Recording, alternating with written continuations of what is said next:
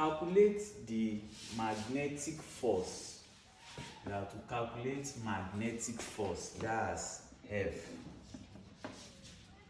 on an electron in a magnetic field of flux density 10 Tesla.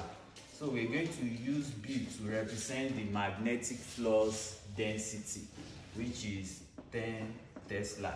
Apart from Tesla, we have other units of magnetic flux density, which is Weber per meter square, because magnetic flux density, that's the magnetic line of force per unit area, and magnetic line of force is in Weber, so area meter square, so it will make the magnetic flux density to be Weber per meter square, and 1 Weber per meter square is the same thing as 1 Tesla.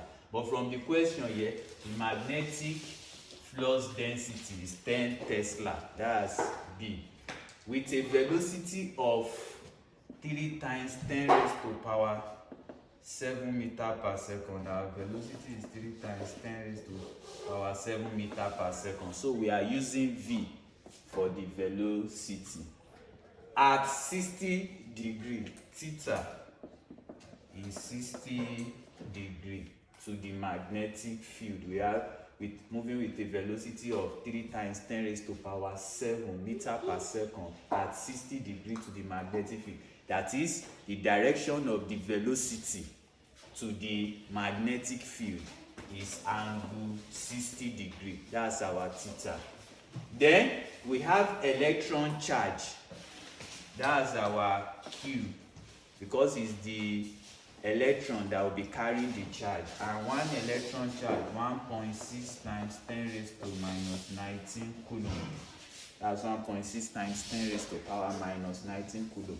Now, to get or to calculate the magnetic force on the electron that is in the magnetic field now, the magnetic force is equals to QVB sine theta, where Q is the quantity of charge, V is the velocity, B is the magnetic field strength or magnetic flux density, then theta, that's the angle that the movement of the velocity or direction of the velocity is making to the magnetic field. So we substitute our parameters inside. Don't forget our B is 10, our V is 3 times 10 raised to power 7, our theta is 60 degree, and our Q is 1.6 times 10 raised to minus 19 coulomb. So if we substitute it in this formula now, our magnetic force will now be Q, which is 1.6 times 10 raised to minus 19, times the velocity, which is 3 times 10 raised to power 7, times the magnetic field, which is 10 sine 60 degrees. I told you that if you're preparing for JAMB, physics, mathematics, you have to know the sine, cos, and tan of common angles of, and that's 30 degree, 45 degree, 60 degree, 90 degree, 0 degree. Now, if we simplify further, F will now be 1.6 times 10 raised to power minus 19 times 3 times 10 raised to power 7 times 10.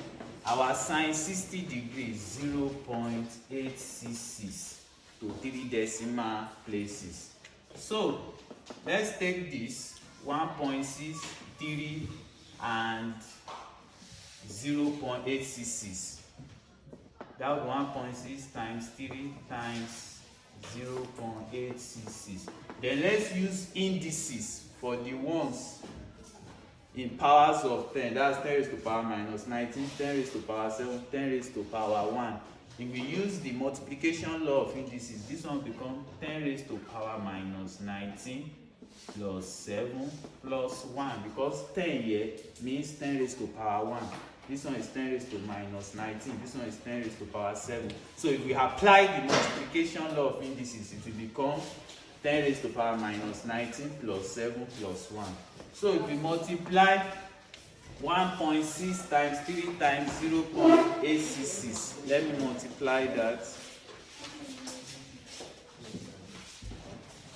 1.6 times 3 times 0.866. I have to 2 decimal places here. I have 4.16 to 2 decimal places. But what I'm having from my calculator here is 4.1568. So to 2 decimal places, that's 4.16 times. Don't forget, this one will now be minus 9 plus 7. Minus 9 plus 7, that's minus 12. Then minus 12 plus 1, that's minus 11. So it will be 10 raised to power minus 11.